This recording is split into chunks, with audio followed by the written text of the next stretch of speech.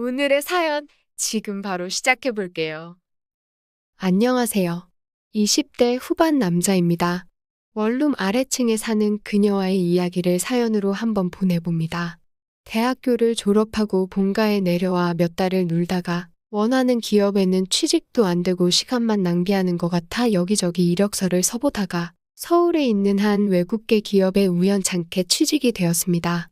외국계 기업이라고 저는 주변에서 야근도 없고 자유로운 회사 분위기가 장점이라는 말을 들었는데 제가 입사한 회사는 꼭 그렇지만도 않더라고요. 업무 자체는 어려운 게 없는데 너무 급작스럽게 생기는 일이 많아 야근이 굉장히 많은 편이었지요. 인수인계 해주던 옆자리 사수의 말로는 이 업종이 수요는 많기 때문에 잘 배워두면 관련 업계로 이직할 때 메리트가 있다는 설득에 힘든 걸 참아보기로 했습니다. 그래도 부푼 꿈을 안고 상경했는데 사나이가 칼을 뽑았으니 무라도 썰어보겠다는 마음가짐으로 버텼죠. 물론 아직도 버티고 있습니다. 생각보다 이직의 기회는 쉽게 오질 않았네요. 아무튼 저는 회사에서 조금 거리가 먼 원룸촌에 살았습니다. 부모님이 취직 선물이라고 차를 한 대 사주셨기 때문에 집세가 조금이라도 싼 곳에서 살며 악착같이 돈을 모으기로 한 결정이었어요. 대학생보다는 직장인이 많은 원룸촌이었는데 단 하나 불편한 점이 있었습니다. 그것은 주차 문제였지요. 원룸촌이라 주차 공간이 되게 협소한데 건물 옆으로 차를 2대 정도 나란히 댈 수 있는 공간이 있었습니다. 집주인 아저씨와 쇼부를 쳐서 한 달에 5만 원을 더 내고 그 2자리 제가 다 쓰기로 합의를 봤습니다. 2자리를 다 쓰게 된 이유는 차를 일렬로 주차를 해야 했는데 회사 특성상 야근도 많지만 새벽에 출근하는 경우가 있는데 차를 안쪽에 주차시키면 제 차가 못 빠져나올 수도 있기 때문이었어요. 그렇게 몇 달을 아무 소동 없이 잘 지내고 있는데 어느 날 퇴근하고 오니 제 자리 안쪽에 하얀색 승용차가 주차되어 있었습니다. 집주인 아저씨 아들내미가 놀러 왔나 싶어서 그러려니 하고 앞쪽에다가 주차를 하고 야근으로 지친 몸을 늦잠을 자면서 풀고 있었죠. 한참 꿀맛 같은 늦잠을 즐기고 있는데 모르는 번호로 전화가 한 통 오더라고요. 전화를 받았더니 여자 목소리가 들려왔습니다. 이 이야기의 주인공 그녀였어요. 차를 빼야 되는데 제 차가 막고 있어서 못 나간다고 하더라고요. 잠을 방해받은 데다가 제 전용 주차장에 차를 대놓고선 차를 빼달라는 그녀의 요구에 굉장히 기분이 안 좋더라고요. 내 자리에 대놓고 무슨 소리냐고 한마디 하려고 내려갔는데 제 차 앞에 서서 어쩔 줄 몰라 하는 그녀를 보니 화난 게 마법같이 싹 사라지더라고요. 올린 머리에 정장이 엄청 잘 어울리는 아름다운 분이었습니다. 그녀를 보자마자 차를 이렇게 대서 죄송하다고 제가 먼저 사과하고는 차를 빼줬어요.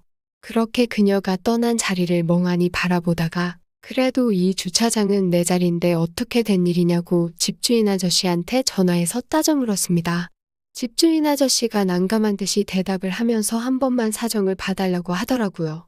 주차장이 없으면 이사를 안 오겠다는 그녀의 요구에 급한 대로 제 자리를 내어준 거라고 설명하는데 어이가 없어서 계속 따졌더니 아저씨가 쿨하게 그동안 주차비 명목으로 들였던 돈을 일부 저에게 돌려주시고 주차 비용은 앞으로 반만 받겠다고 하는 말에 그러기로 했습니다. 그녀와 집주인 아저씨도 어느 정도 이야기가 끝난 것 같더라고요.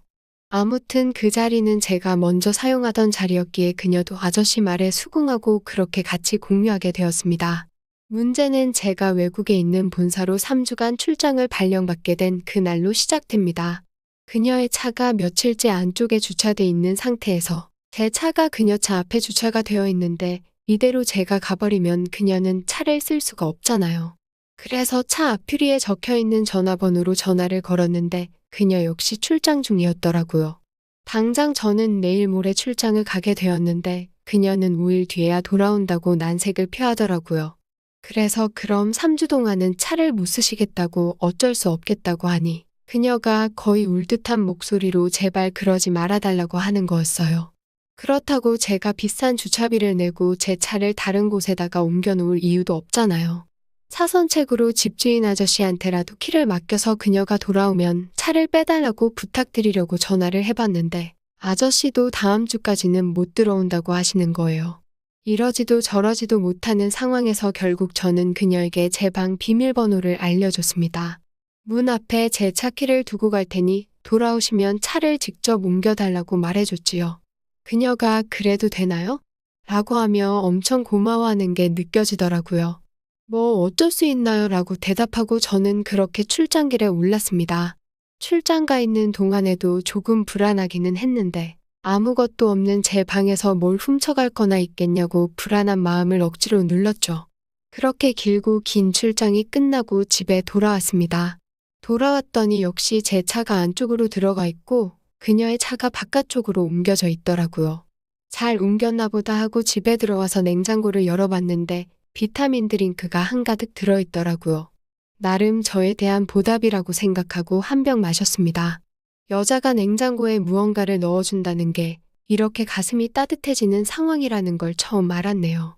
아무튼 그렇게 지내다가 계단에서 만나면 인사랑 잡담 정도는 나누는 사이로 발전하게 되었습니다. 회사에서 또 갑작스러운 업무가 생겨 새벽녘에 회사에 나가봐야 하는 일이 생겨서 밖으로 나갔더니 맙소사. 이번엔 그녀 차가 바깥쪽에서 제 차를 막고 있는 거 아니겠어요. 그 당시 시각이 새벽 4시 30분. 잠을 깨울까 말까 고민하다가 그렇다고 택시 타고 회사에 갈 순 없으니 염치불구하고 전화를 걸었습니다. 처음에는 소리샘으로 연결되다가 계속해서 거니 잠이 덜 깬 목소리로 전화를 받더라고요. 사정이 이러이러하니 차를 빼달라고 곧바로 말을 했는데 자기가 지금 화장도 못하고 엉망이라고 난감해하면서 안 된다는 듯이 이야기하더라고요. 아니, 이 사람이 지금 내가 차를 써야 한다는데 답답한 소리를 하고 있다고 말을 하려다가 그래도 여자가 그렇게 부끄러워하니 정중하게 안 보고 있을 테니까 잠깐 차만 빼놔달라고 부탁했죠. 그녀가 생각을 하는 듯 아무 말도 않고 있다가 저보고 자기 방 앞까지만 와달라고 하더라고요. 급해 죽겠는데 이 사람이 장난하나 싶어서 후다닥 뛰어 올라갔습니다. 문이 살짝 열리더니 문틈으로 가늘고 긴 새하얀 손이 쑥 나오더라고요. 그녀의 손에 들려있는 건 그녀의 차 키였고요. 저보고 차를 빼놔달라고 부탁하더라고요. 자기가 화장을 안 하고는 절대 밖에 못 나가겠다고 헛소리를 하고 있길래 차키를 낚아채듯 빼서 차를 원룸 앞 현관까지 패놓고 다시 그녀 집 앞으로 올라갔습니다. 차 여기 현관 앞에 대놨다고 말을 하고 키를 돌려주니 저보고 차를 대달라고까지 부탁을 하더라고요. 참 뻔뻔함도 가지가지 한다고 생각하고 알겠다고 하고 차까지 대주고 출근했습니다. 새벽에라 차가 없어서 늦지는 않았지만 마음 급해 죽겠는데 늦장 부리는 바람에 짜증이 나 있는데 그녀에게 문자가 왔어요. 새벽에 죄송하고 또 감사하다고 퇴근하면 같이 식사나 하겠냐고요. 아침나절에 쌓인 분노가 씻은 듯이 사라지더라고요. 그렇게 룰루랄라 퇴근하고 그녀의 회사 근처에서 밥을 먹었습니다. 식당에서 마주보고 앉아있으니 그녀의 아름다움에 밥이 입으로 넘어가는지 코로 넘어가는지 모르겠더라고요. 아무튼 그때 이런저런 이야기를 나누고 그녀도 지방에서 올라왔는데 저랑 같은 이유로 원룸 생활을 하고 있다는 말을 듣고 동지를 만난 것 같아 의기투합했습니다.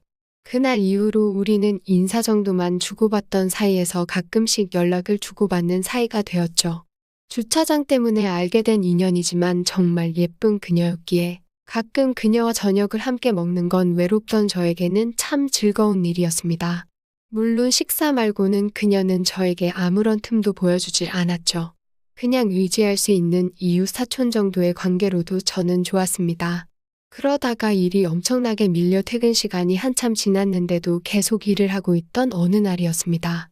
사무실에 혼자 남은 일을 하고 있는데 그녀한테서 전화가 오더라고요. 다급한 목소리로 그녀가 도어락이 안 열린다고 엄청 당황을 한 채로 말을 이어가더라고요. 배터리가 나갔을 테니 건널목 지나서 편의점 가서 9V짜리 건전지 사오고 밑에 쪽 열면 켜져 있는 대로 다시 끼면 될 거라고 설명을 했는데 그녀는 9V짜리 건전지부터 생소해 하더라고요. 걱정돼서 잘하고 있냐고 물어보니 아마도 잘하고 있는 것 같아요 라는 의미심장한 답변을 들었습니다. 급한 대로 집주인 아저씨한테 전화를 했는데 손주 보러 갔다고 내일이나 돼야 돌아올 거라는 대답을 들었어요.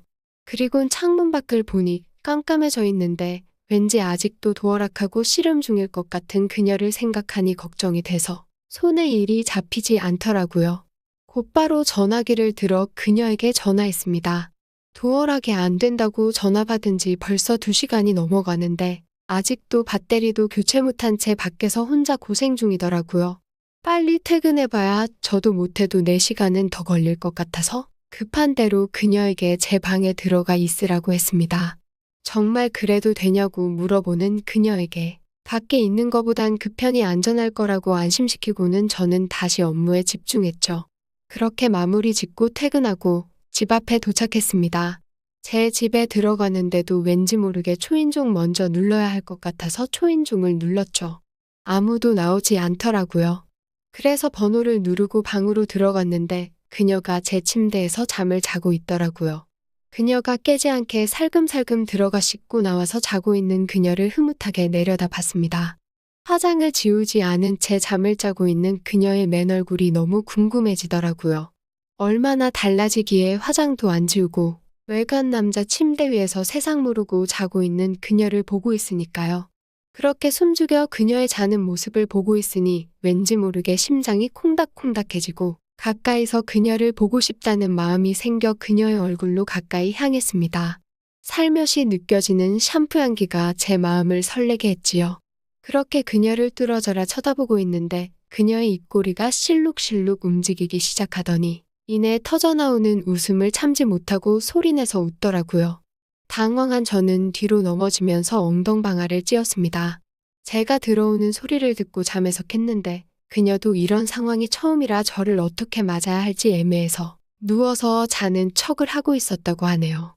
그런데 점점 가까워지는 저를 보니 터져나오는 웃음을 참을 수가 없었다고 말해주는데 이내 곧 서로 가까워진 얼굴 사이에서 눈이 마주치게 되었고 그녀는 눈을 감고 아무 말 하지 않고 있더라고요. 곧바로 저는 그녀에게 입을 맞추었고 그렇게 황홀한 시간을 보냈습니다. 다음 날 아침이 돼서야 그녀는 그녀의 방으로 돌아갔습니다.